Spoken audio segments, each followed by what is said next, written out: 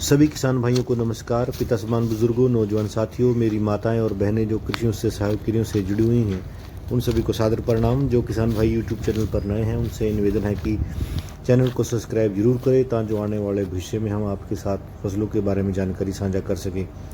दुधारू पशुओं के लिए किस तरह से अगस्त के महीने में हरे चारे का प्रबंधन करना है, उसके ऊपर चर्चा करने के लिए मैं आपके साथ रूबरू हो रहा हूँ।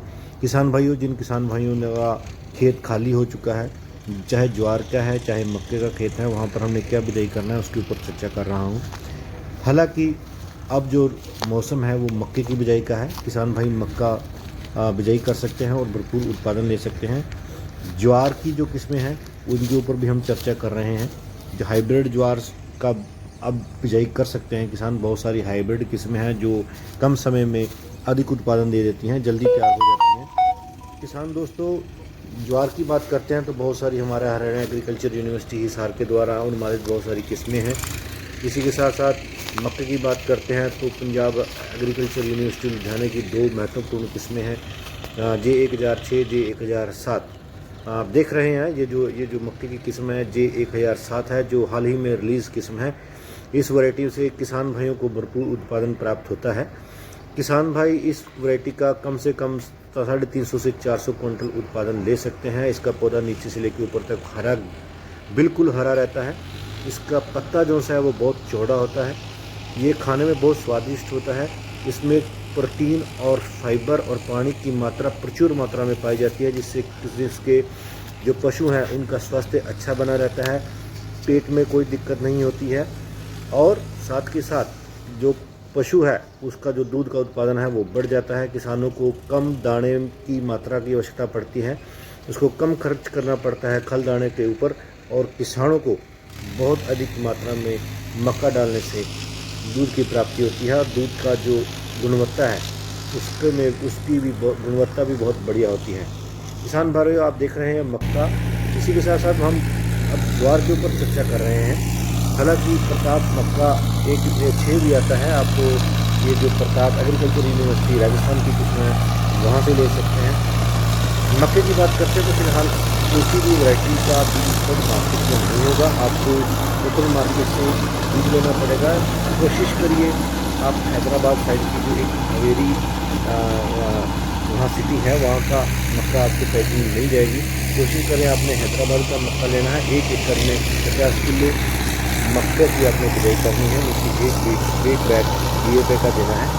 किसान भाइयों, ज्वार जो किसान भाई बिजाई करना चाहते हैं, जिनका खेत खाली हो चुका है, जैसा कि आप देख सकते हैं जैसे जैसे खेत खाली हुआ है किसान भाई साथ के साथ निरंतर उसकी ज्वार की बिजाई कर रहे हैं। जो ज्वार खड़ी हुई है ये सिंगल काट की ज्वार है, सिंगल कट है। हरियाणा कृषि विश्वविद्यालय लुधियाना, हरियाणा कृषि विश्वविद्यालय हिसार की एक किस्म है, हरियाणा चरी 542। ये किस्म का जो उत्पादन है वो बहुत ज़बरदस्त है। इसके पौधे की जो ऊंचाई है लगभग 15 से 17 फीट तक उसकी ऊंचाई हो जाती है। इसका पौधा बिल्कुल स्वस्थ और निरोग रहता है। इसमें लेट और अर्ली ब्लाइट नहीं आती है। इसी के साथ साथ बहुत सारी किस्में हिसार एग्रीकल्चर यूनिवर्सिटी के द्वारा रिलीज़ की गई हैं, जिसमें हिसार चरी 308, हिसार चरी 523, हिसार चरी 527, हिसार चरी 542, पूसा संस्थान नई दिल्ली के द्वारा से पूसा चरी 6, पूसा चरी 9। ये बहुत अच्छी किस्में हैं जिनमें प्रोटीन, और ये बहुत मीठी और रसीली होती हैं, खाने में बहुत स्वादिष्ट होती हैं। किसान पशु जैसे हैं बहुत तो चाव से खाते हैं और उसके दूध के उत्पादन में अच्छी बढ़ोतरी होती है। पशु का जो स्वास्थ्य है वो अच्छा बना रहता है। गर्मी के मौसम में और इस खरीफ के मौसम में हरा चारा पशु को देना बहुत अनिवार्य होता है, क्योंकि इससे उसका स्वास्थ्य अच्छा बना रहता है और उनकी बच्चे देने की जो क्षमता है वो भी अच्छी बनी रहती है।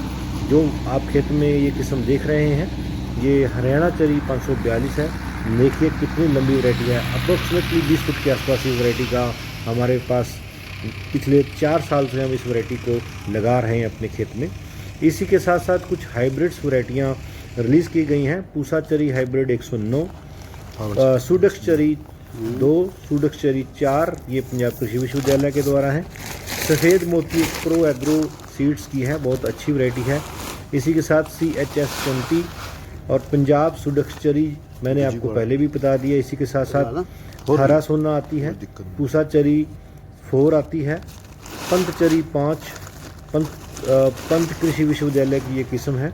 हरियाणा ज्वार 513, प्रताप ज्वार 1430, हाइब्रिड चरी 308, TCH 106।